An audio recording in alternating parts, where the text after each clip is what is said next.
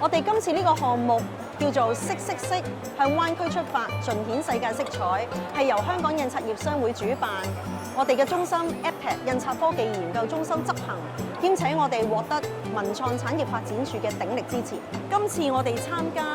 呢個展覽會咧，我哋最主要就係展示呢個項目嘅成果。我哋希望咧 CTV 能夠成為中國嘅主流嘅印刷色彩控制嘅方法，更希望咧會有更多嘅印刷商可以使用，不單止係膠印啦，仲可以咧包括埋其他嘅印刷方法、其他嘅物料。我哋希望朝住呢一方面發展，令 CTV 嘅應用範疇更加廣。我哋亦都會參加5月份喺北京舉辦嘅 China Print。China Print 係全中國最大型嘅一個展覽會，